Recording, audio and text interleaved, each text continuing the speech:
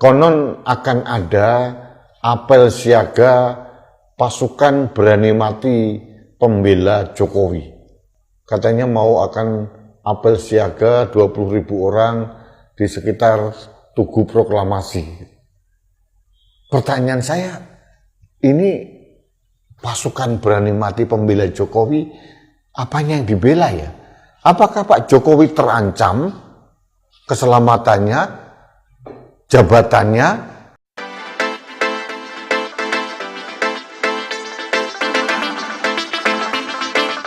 Assalamualaikum warahmatullahi wabarakatuh.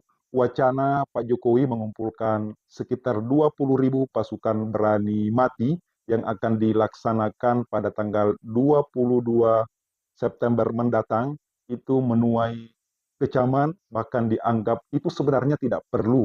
Karena apa sih substansinya kegiatan itu dilaksanakan di akhir masa jabatan Jokowi. Lalu bagaimana netizen memandang wacana itu? Kita dengarkan berikut ini. 20.000 pasukan berani mati Jokowi siap masuk Jakarta. Oh, bela Jokowi toh, kirain bela rakyat.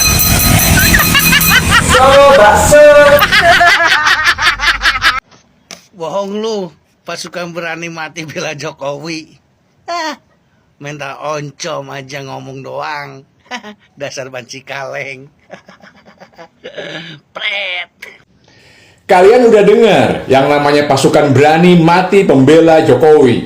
Widih, bukannya kagum, tapi gue aneh aja. Ini kan pasukan baru aja dibentuk ya. Mereka baru mau apel pertama tanggal 22 September besok. Belum juga mulai ngapa-ngapain. Lah, kok udah buru-buru pada mau mati aja? Emangnya ada ancaman dari mana sih? Segitu paniknya, pakai mati-matian segala. Emang yang dibelain itu salahnya apaan? Segitu nggak bisa dimaafinnya apa? Kesalahan orang yang katanya mau kalian belain itu, katanya mau ngumpulin 20.000 orang. Dari mana aja itu duitnya? Mendingan juga dipakai demo tolak rencana dana pensiun, jauh lebih manfaat. Lagian mati itu bukan masalah berani, tapi masalah waktu.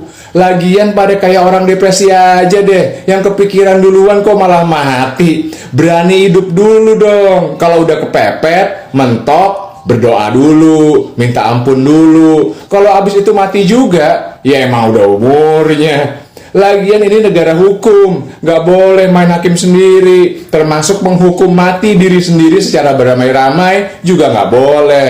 Kalau emang bersalah, ya harus diadili dulu di hadapan hukum. Kali aja hukumannya bisa turun jadi seumur hidup. Tenang aja bro, kalau emang salah, insya Allah nanti akan ada pengadilan dan hukumannya yang setimpal. Kalau nggak sebelum mati, ya nanti setelah mati. Salam semangat antitesa 24. Pasukan berani mati 20.000 orang menjaga Presiden Mul dan anak-anaknya dan istrinya. Ringkes Presiden dan keluarganya. Bung, yang nanti menjadi pertanyaan dulu lah. Yang ngancam si Mul itu siapa? Ini kan nyinggung Prabowo, Bung. Ini kan nyinggung Prabowo, pasukan berani mati ya, dihadapi Prabowo dengan ya 20.000 pasukan ecek-ecek begitu. Dengan 10 Kopassus, Bung. 10 Kopassus rampung lah itu, rampung.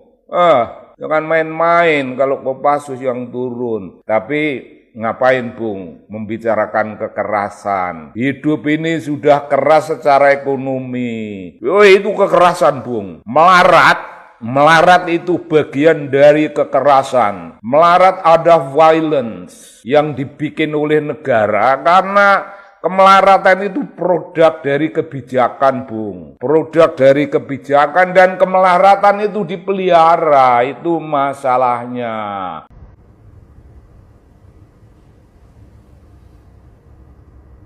Gas!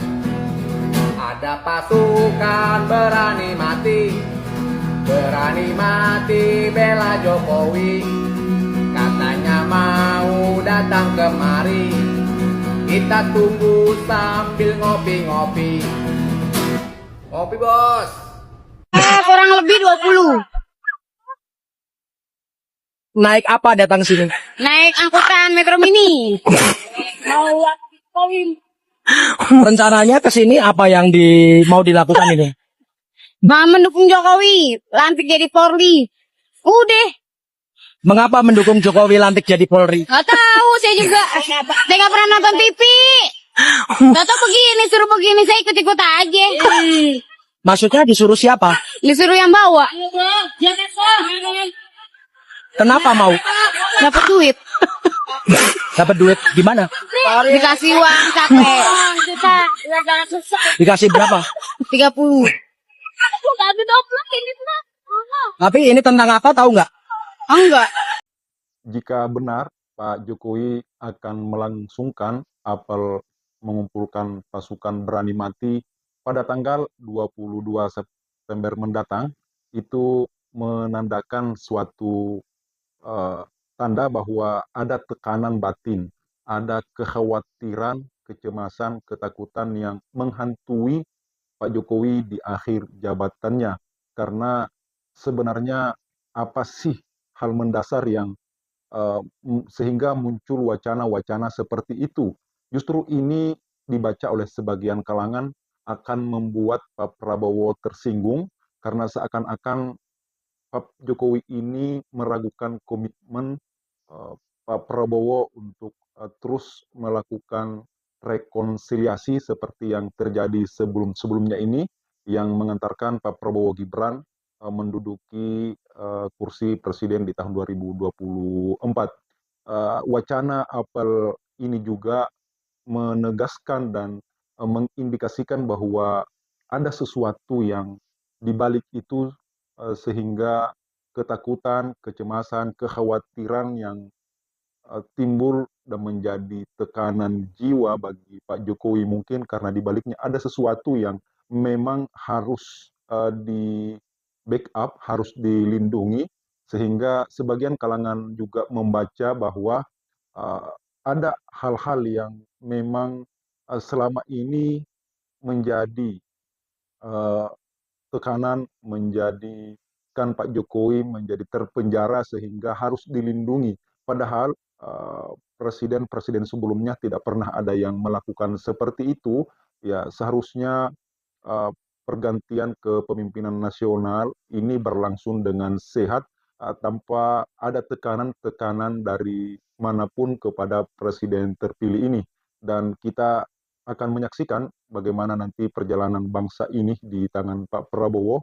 Apakah kekhawatiran Pak Jokowi ini memang betul-betul akan terjadi, tapi berkali-kali Pak Prabowo juga mengatakan bahwa beliau akan terus melindungi, menjaga, dan dari siapapun yang akan mencoba menyerang Pak Jokowi setelah lengser nanti.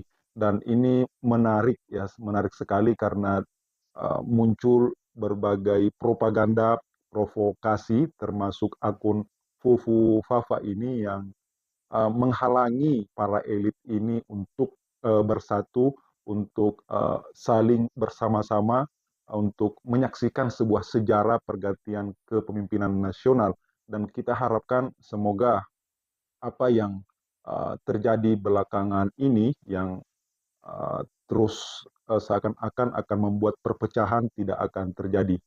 Terima kasih.